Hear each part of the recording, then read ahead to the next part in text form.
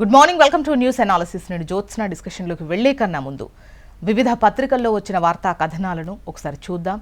తెలంగాణ వార్తా పేపర్స్ చూసినట్టయితే ముందుగా ఈనాడులో వచ్చిన కథనాలు చూద్దాం. ఈనాడులో మనకు ప్రధాన వార్తగా ఉద్యోగులకు తీపి కబురు అన్నటువంటి హెడ్లైన్తో రాష్ట్ర ప్రభుత్వ ఉద్యోగులకు పెన్షన్దారులకు ముఖ్యమంత్రి రేవంత్ రెడ్డి నేతృత్వంలోని మంత్రివర్గం తీపి కబురు ప్రకటించింది. ఆదర్శవంతమైన 2 కొత్త పథకాలు అమలు చేసేందుకు మంత్రివర్గం ఆమోదం తెలిపింది. 1,20,00,000 ప్రమాద బీమాను వర్తింపజేస్తూ కీలక నిర్ణయం తీసుకుంది. 1,056 కోట్ల మూల నిధితో ఉద్యోగుల అండ్ పెన్షనర్ల ఆరోగ్య పథకానికి కేబినెట్ ఆమోద ముద్ర వేసింది అంటూ ఈ వార్తను హైలైట్ చేశారు. ఇక సహజ మరణానికి 60 ఏళ్ల వరకు 10 లక్షల టర్మ్ ఇన్సూరెన్స్, ప్రభుత్వ ఆధీనంలోకి మెట్రో రైలు, హైదరాబాద్కు వరాలు, మార్చి 16 నుంచి అసెంబ్లీ సమావేశాలు, 20న బడ్జెట్, మంత్రివర్గ నిర్ణయాలు ఇవి వెల్లడించారు మంత్రి పొంగులేటి. ఇక బీసీల రిజర్వేషన్లు తేలాకే పరిషత్ ఎన్నికలు, మంత్రివర్గ సమావేశంలో చర్చ. బీసీలకు 42% రిజర్వేషన్ల కల్పనపై కేంద్ర ప్రభుత్వం ఏదో ఒకటి తేల్చిన తర్వాతే మండల, జిల్లా పరిషత్ ఎన్నికలకు వెళ్లాలనే యోచనలో రాష్ట్ర ప్రభుత్వం ఉన్నట్లు తెలుస్తోంది. ఇక అట్టుడికిన మెక్సికో డ్రగ్స్ మాఫియా డాన్ ఎల్మెంచో హతం. ఆ తర్వాత రెచ్చిపోయారు అతని అనుచరులు. 25 మంది నేషనల్ గార్డ్ సభ్యుల హత్య, సైన్యం కాల్పుల్లో 62 మంది డ్రగ్స్ ముఠా సభ్యులు మృతి. ఇక న్యూస్ రీల్స్గా కనుక మన వార్తలు చూస్తే, నేను కుల వివక్ష ఎదుర్కొన్న బలమైన సంకల్పంతో ముందుకెళ్తే అది లక్ష్యాన్ని దెబ్బతీయలేదు. రోహిత్ వేముల చట్టం తెచ్చేందుకు ప్రయత్నాలు. డీసీసీ అధ్యక్షుల శిక్షణ కార్యక్రమంలో డిప్యూటీ సీఎం భట్టి. 64 దేశాలతో మైత్రికి పార్లమెంటరీ బృందాల ఏర్పాటు. ఒక్కో గ్రూప్కు 11 మందికి చోటు. 7ంటికి తెలుగు రాష్ట్రాల ఎంపీల నేతృత్వం. తక్షణమే ఇరాన్ను వీడండి, భారత పౌరులకు కేంద్రం ఆదేశం. ఇక నేటి నుంచి అమెరికా సుప్రీంకోర్టు తీర్పు అమల్లోకి రాబోతుంది. ఇక కొడిగడుతున్న ఆయుష్ అంటూ 6 నెలలుగా మందులు లేవు, కమిషన్ల కోసమే టెండర్ల ప్రక్రియ నిలిపివేత అంటూ వార్తను హైలైట్ చేస్తూ కథనాన్ని ఇచ్చారు. అకాల వర్షం ఆగమాగం. ఉమ్మడి నల్లగొండ, ఆదిలాబాద్ జిల్లాలో వానలు నేడు పలు చోట్ల కురిసే అవకాశం ఉంది. ముందొస్తాయి, ముంచేస్తాయి. ఆన్లైన్లో వెతకగానే ఫస్ట్గా మనకు ముందుగా కనిపించేవి ఫేక్ వెబ్సైట్లు, నకిలీ రివ్యూలు, యాడ్తో సైబర్ నేరగాళ్ల మాయాజాలం. క్లిక్ చేస్తే గాలానికి చిక్కినట్టే. నెక్స్ట్ ఆంధ్రజ్యోతి. ఆంధ్రజ్యోతిలో మనకు ప్రధాన వార్తగా నిన్న కేబినెట్ భేటీకి సంబంధించే వార్తను హైలైట్ చేస్తూ కథనాన్ని ఇచ్చారు. మార్చి 16 నుంచి అసెంబ్లీ, 20న బడ్జెట్, ఇందిరమ్మ ఇళ్ల నిర్మాణానికి త్వరలో స్పెషల్ డ్రైవ్ అంటూ నిన్నటి మంత్రివర్గ సమావేశంలో తీసుకున్న పలు నిర్ణయాలకు సంబంధించి మంత్రి పొంగులేటి మీడియా ముఖంగా వివరాలు వెల్లడించారు. ఆ వార్తని ఇక్కడ హైలైట్ చేస్తూ ప్రధాన వార్తగా ఆంధ్రజ్యోతి ప్రచురించింది.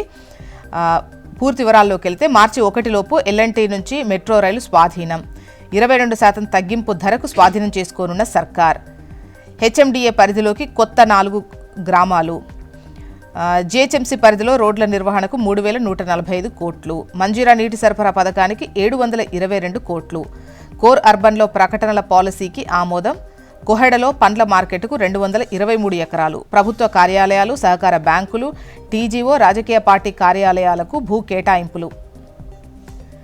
ఇక బడ్జెట్ సమావేశాల తర్వాతే పరిషత్ ఎన్నికలు. ఏప్రిల్ చివరిలో జరిగే ఛాన్స్. బీసీలకు 42% అంశాన్ని పార్లమెంట్లో లేవనెత్తుదాం. ప్రభుత్వ ఉద్యోగులకు, పెన్షన్దారులకు ప్రమాద బీమా. ప్రమాదంలో మరణిస్తే 1.2 కోట్లు, 60 ఏళ్లలోపు సహజ మరణమైతే 10 లక్షలు.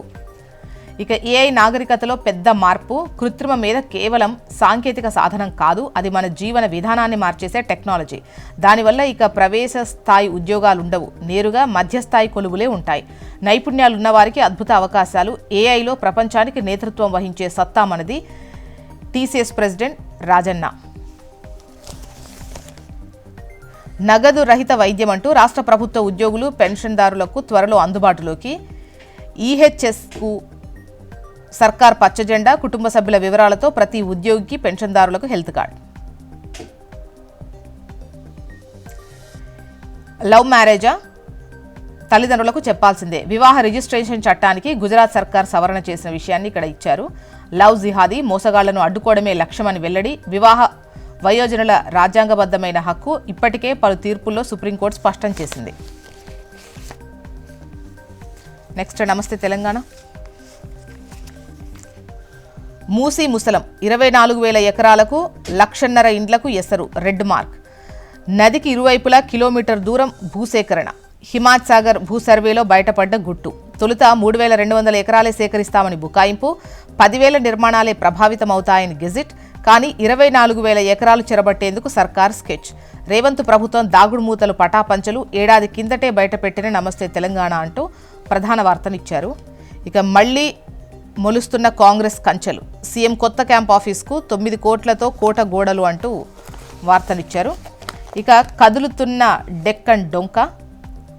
మళ్లీ తెరపైకి సున్నపు గనుల గలీజు దందా అంటూ ఈ వార్తనిచ్చారు. సుల్తాన్పూర్, సైదుల్ నామా లైమ్ స్టోన్ బ్లాక్లపై సిసి నజర్. ఇప్పటికే డెక్కన్ సిమెంట్ అరాచకాలపై విచారణకు నిర్ణయం. సామాజిక కార్యకర్త వెంకటరెడ్డి ఫిర్యాదుపైన సిఈసి నోటీసులు. పూర్తి వివరాలు ఇవ్వాలంటూ అటవీ గనుల శాఖకు ఆదేశం. అక్రమ మైనింగ్తో పాటు వేలం నిబంధన ఉల్లంఘనపై తెరపైకి.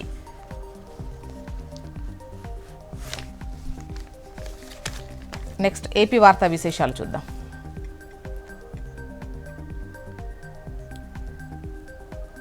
ఏపీ వార్తా విశేషాల్లో ముందుగా ఈనాడులో వచ్చినటువంటి కథనాలు చూద్దాం. కల్తీ పాలు, మరో 3 మృతి అంటూ ప్రధాన వార్తను చూడొచ్చు. 5కు చేరింది మృతుల సంఖ్య. విషమంగానే మరికొందరు పరిస్థితి ఉంది. పాలు పోసే వ్యక్తిని అరెస్ట్ చేసినట్టుగా తెలుస్తోంది. ఇక రాజమహేంద్రవరంలో కల్తీ పాల బారిన పడి ఆసుపత్రి పాలైన వారి మరణాలు రాష్ట్ర వ్యాప్తంగా కలకలం సృష్టిస్తున్నాయి. ఆదివారం వరకు 2 మృతి చెందగా చికిత్స పొందుతూ మరో 3 రాధాకృష్ణమూర్తి, శేషగిరిరావు, తాడి రమణి సోమవారం కన్నుమూశారు. ఈ ఘటనను రాష్ట్ర ప్రభుత్వం తీవ్రంగా పరిగణిస్తోంది. దర్యాప్తు వేగంగా చేయాలని సీఎం చంద్రబాబు ఆదేశించడంతో పోలీసులు అన్ని కోణాల్లోనూ విచారణ జరిపారు. బాధిత కుటుంబాలకు పాలు పోసిన వ్యక్తిని అరెస్ట్ చేశారు.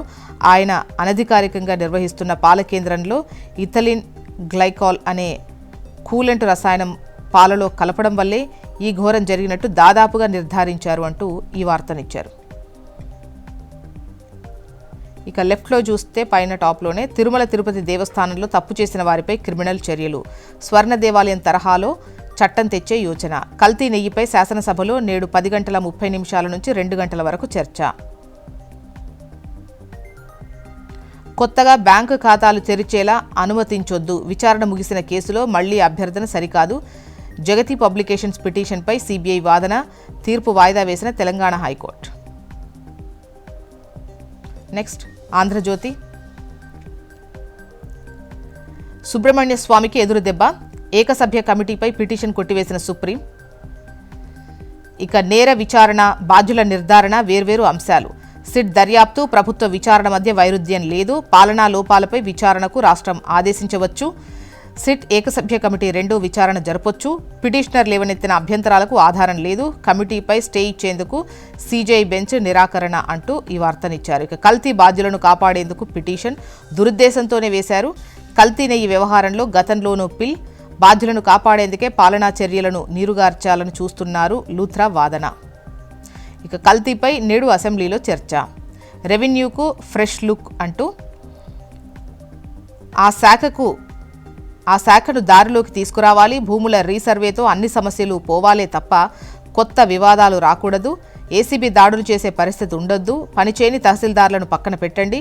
ప్రభుత్వ సేవలపై ప్రజల్లో మరింత అవగాహనకు ప్రత్యేక కార్యాచరణ. ఆసుపత్రుల్లో డాక్టర్ల కొరత కనిపించకూడదు. ఆలయాల్లో సదుపాయాలు మెరుగుపడాలి. పనితీరు ఆధారంగా ఉద్యోగులకు వెయిటేజ్. వివిధ శాఖలపై సమీక్షలో సీఎం చంద్రబాబు. నెక్స్ట్ సాక్షి. మరణ మృదంగం మోగిస్తున్న పాలకూట విషం అంటూ రాజమహేంద్రవరంలో కొనసాగుతున్న కల్తీ పాల కలకలం. 5కు చేరిన మృతుల సంఖ్య. బాధితుల్లో 2 చిన్నారులతో పాటు 8 మంది పరిస్థితి విషమం. మరణాలు మరింతగా పెరిగే ప్రమాదం. 73 కుటుంబాల నుంచి రక్త నమూనాల సేకరణ. లక్షలు వెచ్చించి ప్రైవేట్ ఆసుపత్రుల్లో వైద్యం చేయించుకుంటున్న బాధితులు. 106 కుటుంబాలకు పాలు పోస్తున్న గణేష్. అతన్ని అరెస్ట్ చేసిన కోరుకొండ పోలీసులు. ఇక కల్తీ పాల ఘటనపై వైఎస్ జగన్ దిగ్భ్రాంతి. రసాయనాలే శాపాలు, ప్రమాదకర స్థాయిలో ఇథలిన్ గ్లైకాల్. కౌలు రైతుల సమరభేరి. అన్నదాత సుఖీభవ వర్తింపజేయాలి. భూ యజమాని సంతకంతో ప్రమేయం లేకుండా గుర్తింపు కార్డు ఇవ్వాలి.